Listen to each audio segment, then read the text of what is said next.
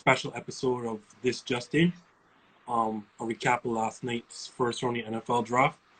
And I'm sure a lot of you have questions to ask me as a Packers fan, so I made sure not to hide it. Have on my Aaron Rodgers jersey, a man who wasn't drafted in this draft, but very essential to it. And I got my hat on. So whenever you're ready, Marshall, let's go. So, Justin, let's get right into it. We had the opening round of the NFL draft last night, new setup going virtually. What is your general take on the draft? It went very smoothly for me, surprisingly, considering, as you know, you have 32 teams, all separate, all at, various locations. And with those 32 teams, you have owners, general managers, and coaches separated. So I thought you might have had some glitches, but I think reports there was only one. Everything went smoothly from that and from a technical perspective. But as I said in my pre-draft live yesterday, a lot of teams were having their IT guys stationed right outside the coaches or general managers in the tents to make sure that everything was going well. So from a technical standpoint, it went pretty well. And going forward, you might see a situation where, this is maybe the norm. I don't want to say that because Goodell also made the announcement that 2022 draft will go to Vegas as originally was scheduled this year. Yeah. Otherwise, other than one particular pick, which we'll get into later on, I think the draft went pretty much as expected. As I said before the draft, the first two picks were always certainties. Joe Burrow was going 1 to Cincinnati, and the best player in the draft, in my estimation, Chase Young, was going to go 2 to the Redskins. Those were two highest rated players in the draft. So for me, the draft really started at 3, and Jeff Okudah, the quarterback out of Ohio State, predictably went to Detroit Lions. So then afterwards, it was then where the draft really started. And more or less, I think players ended up where they were supposed to go. So I would say, it went mostly as expected. Also, again, the position groups that I thought would have dominated the draft went ahead and did that. We saw 6 receivers taken in the first round. I think that's the first ever in modern draft history. And then also we saw about 4 or 5 offensive linemen, just as I said in my pre-draft live. So kind of went as much as expected. So there are no major surprises for you? Oh, yes, there is one, but we'll save that for immediately live. But yeah, there was one major surprise. Okay. I guess we'll get to so the short. Early days, yeah. Yes, there was a major surprise, sorry. Outside of the pick that I'll eventually get to. The linebacker from Clemson, Isaiah Simmons. I was surprised he fell as far as, I think it's 8 to the Arizona Cardinals. He is a guy that could just, he's like one of those pocket knife players that can just do it all. So a hybrid that is going to be essential in this game moving forward. So you have a situation where Isaiah Simmons, he can play inside linebacker, he can play slot corner, he can play outside corner. He can play free safety, strong safety. He's just that versatile. And it was key to pick him up in this draft for Arizona because you're dealing with the best team in your division now, the San Francisco 49ers, who went to the Super Bowl last season. Their best player on offense, in my mind, is George Kittle. Huge tight end, too big for corners, too fast and too strong, particularly for safeties. So you have that hybrid type player that can match up with a George Kittle type player. And a question coming in on the live as well. What about Thomas going to the Giants? Yeah, that was a bit of a surprise to me. That's where I had Isaiah Simmons going. But I guess I can't knock it too much because typically championship caliber teams build from the lines out. So you start from your offensive, defensive lanes and build outwards. That's typically, it's a smart way to draft. So having your franchise quarterback from the year in front, Daniel Jones, it makes sense to strengthen your lane to protect him. And New York has holes, so I have no problems with them addressing their need at offensive line there. Maybe a bit high at number 4, but I typically had no problem with it. So now you're all decked out in Packers gear. Everybody knows you're a Packers fan. But one of the major talking points coming out of opening night, what were the Packers thinking picking a quarterback at 26? Do you agree with that? I'm gonna hedge it a little bit here. Let me say that first of all, I kind of understand the thinking of taking a quarterback. Heir apparent to Aaron Rodgers, even though, as you know, the Packers went as far as the NFC Championship game. So the thinking by most would be to get a player, an impact player that can help them immediately next season to get them more per se. Aaron's going to be 37, I think, in December. So, there are not many years left.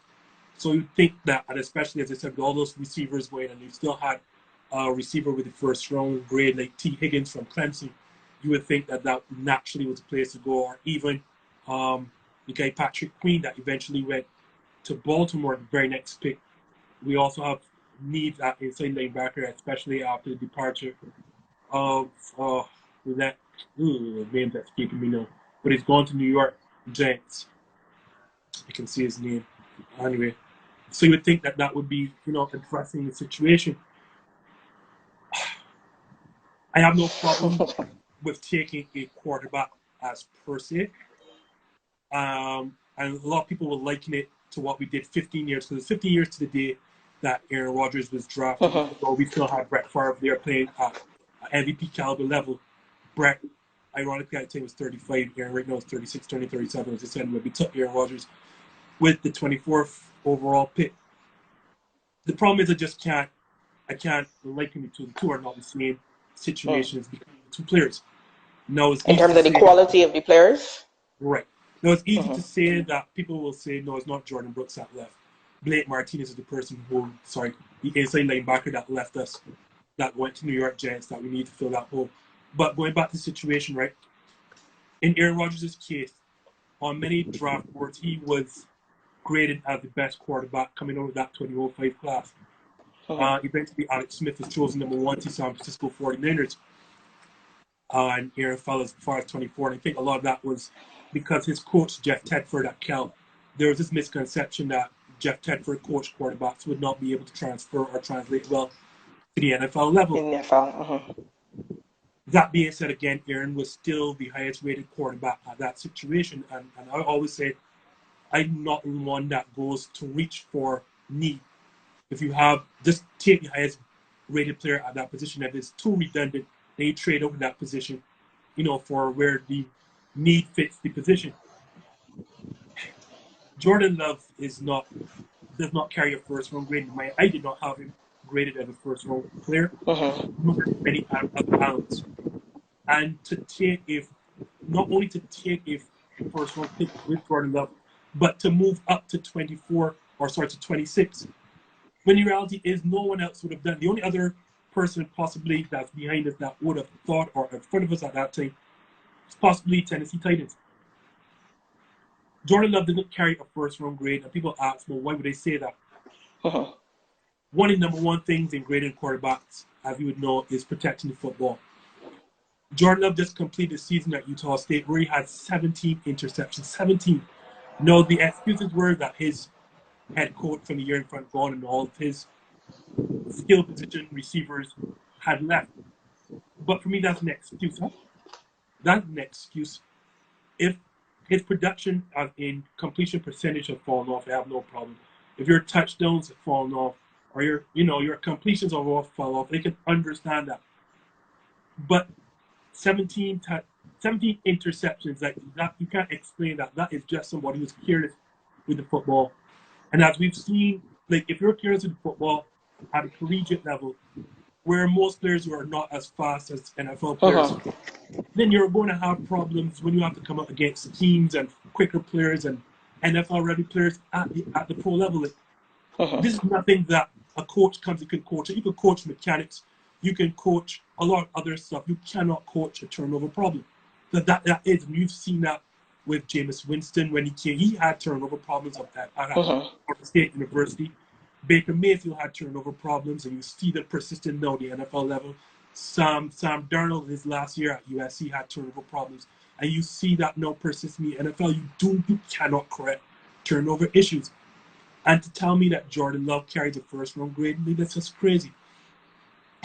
You just can't liken the two. Like Aaron Rodgers was a first round grade for sure, because the story of the 2005 draft was how far Aaron Rodgers fell all the way to 24 out of the Packers.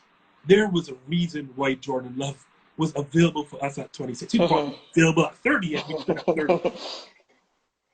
And to further make my point why you can't take Jordan Love at 26 or move up to get Jordan Love, a quarterback needy team like the Patriots who just lost Tom Brady in free agency, Bill Belichick not only didn't take him, Bill Belichick traded out of the first round.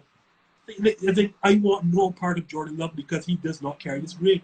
So for the Patriots to take him, I don't know what they were thinking. And then this goes even further.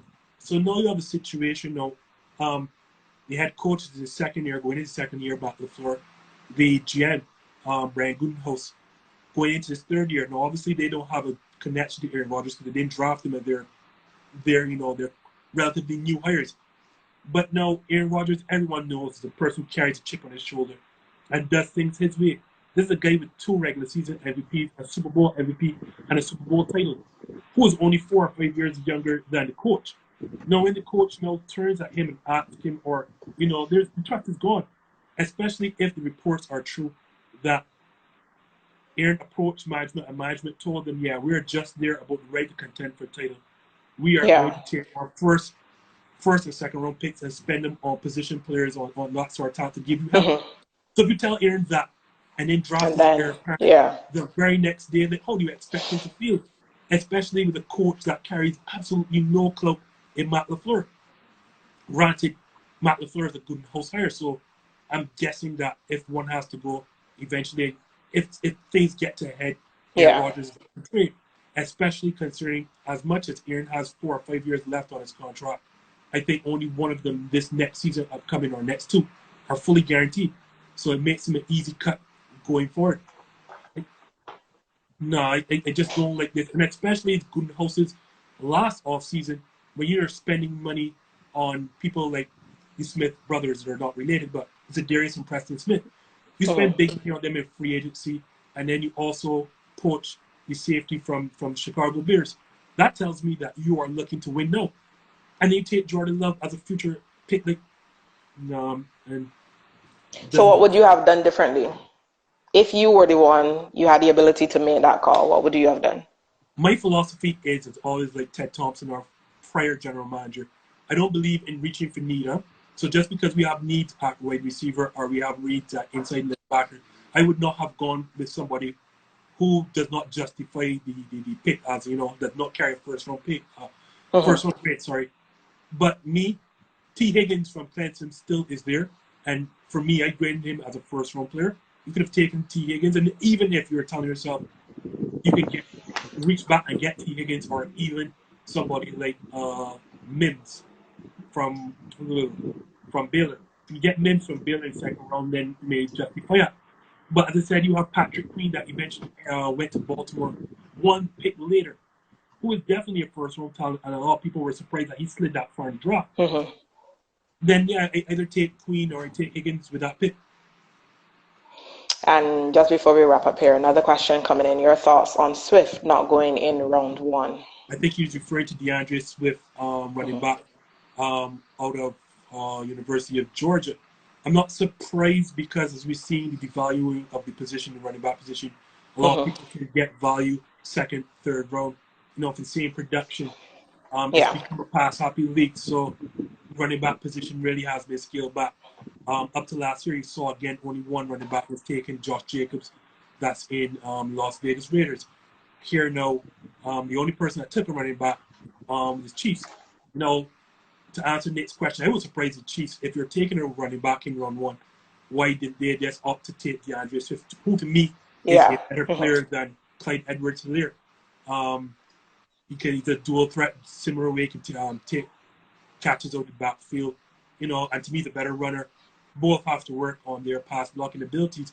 But I think Reed went for style because he reminds him kind of like a Kareem Hunt 2.0. And he lost that when Kareem Hunt got into that domestic violence problem and was suspended and later on picked up by the Cleveland Browns. I'm not shocked. So you're going to see a lot of value for that running back spot. So people like, as I said, DeAndre Swift is still there. J.K. Dobbins from Ohio State. one of my personal favorites. You still have Jonathan Taylor from Wisconsin, so you're going to have a lot of high value in that second round in that position.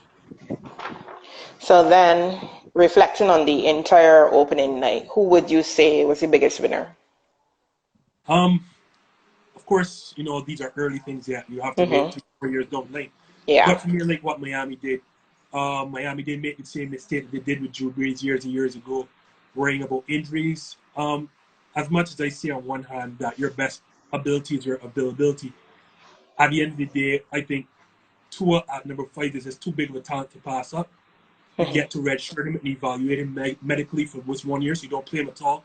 So you stick with Ryan Fitzpatrick and Josh Allen at the position. Josh Allen, yes, Josh Rosen, sorry, at that position, and you know you basically redshirt Tua for a year, and then they went out and added offensive lineman to protect Tua going forward. So yeah, I think Miami were the biggest winners. The biggest losers is us. The Green Bay Packers is us because not only And have we is wasted. that an unbiased opinion that the Packers were the biggest losers on Yes, opening night? even if I wasn't wearing this hat and this Aaron Rodgers jersey, Okay. I can tell you for a fact you've wasted a first round pick on a player that does not carry a first round grade. I know you have a Hall of Fame quarterback who is disgruntled. And I can tell you this, he is going to be pissed off. Mm-hmm. He you already know the issues he had with Mike McCarthy before calling his own plays, changing McCarthy's plays in the huddle, and doing what he felt like. McCarthy had a Super Bowl when he was doing this. What do you think is going to happen to a 41-year-old like Matt LaFleur when he's calling plays? And Aaron Rodgers is like, well, I have 2 MVPs and a Super Bowl MVP. Like, what the hell do you have? Mm-hmm. And you know, you slap me in the face like this. What do you think is going to happen? Like, I'm going to do what the hell I feel like doing. You have lost the trust of Aaron Rodgers. Might I also say, though, like, I want to play devil's advocate and also say, just because you drafted for the future does not mean you cannot address your needs going forward. We tend to think round 1 is the only part of the draft. You can still get great high-level talent in round 2 and round 3. So I guess you can still, you know, reach out for Denzel Mims, Hope, or same T. Higgins in round 2 and address that need. But the reality is you've no anger to your franchise quarterback. And if I'm a player on that roster, especially on offense, if you're asking me to choose between management and Aaron Rodgers, guess who I'm choosing? Mm-hmm. As much as management pays me, Aaron Rodgers also makes sure I'm paid. Like Yeah. Devontae Adams, David Bakhtiari, these are Aaron Rodgers' good friends. And I've already seen Bakhtiari tweet that the league is in a world of hurt right now, but the hurt is really going to come at LaFleur and Gutekunst's direction right now. Mm-hmm. So then, finally, looking ahead to tonight's action, any surprises you think will happen, or any player particularly you're looking to see? I should have dressed. Sorry, Marsha. Mm-hmm. The 6 receivers, the first one was not surprised. It should have been 7 had we taken Denzel Mims, but we've gone over that. The surprise in their position where they landed. They started coming off the board pretty late, but then once they started coming off, they just flew off. I was surprised Henry Ruggs III was the first receiver taken, but then it shouldn't have come as a shock to me because of who took him. The Las Vegas Raiders are the people who took him in the team, and we're seeing a situation right now that's becoming a copycat league. So everyone is sitting on watching Kansas City causing problems with their speed, with Tyreek Hill on the outside. So they're trying now to match that and have their own situation with Henry Ruggs III, you know, to do that similar sort of situation. The Dallas Cowboys landing somebody like CeeDee Lamb, who a lot of people rated as the best wide receiver in this entire draft, all the way down there. That was a shock to me, or a shock as per se to me. And they're the classic case of not reaching for a need, more so than going with the best player available. They had some needs, particularly on defense at cornerback, safety, inside linebacker, but they decided to go with the best player available to them and CeeDee Lamb. You can never go wrong with that. Like, you can never go wrong taking talent at whatever position that you get. Right. So as I said, you're asked going into tonight's draft. Into tonight, yeah. Your expectations. Tonight's second round, I will. But no, I can only hope that we address that wide receiver position now. As I said before, you have Higgins from Clemson, you have Denzel Mims from Baylor. You're going to see now running back start flying off the board, as I told Nick before. So I think DeAndre Swift will be one of the first picks to leave tonight. Then you're going to see J.K. Dobbins and Jonathan Taylor. So I think we're going to see a flurry of running backs, and there's still wide receivers up there to have. So I think those will be the strongest position groups in the second round today. Well, thank you very much for joining us. We'll be sure to follow all of the action from the NFL draft right here on This Is Just In on Instagram. You can also follow us on Twitter, Facebook, and YouTube. Our second episode coming up this Monday at 8 p.m. Justin, there's a special guest we'll be having. Yeah, I want to tease again. I don't want to exactly say. I think tonight we'll release the name. But, you know, it's just not pro sports that have been affected by the current pandemic. We have a situation where I think collegiate sports may be in more problems than actual professional sports. And I have somebody expert to deal with that, a guy who makes a living from covering the sport. So look forward tonight when they release, you know, who's the guy that'll be on Monday night. And look forward to the second episode of This Just In.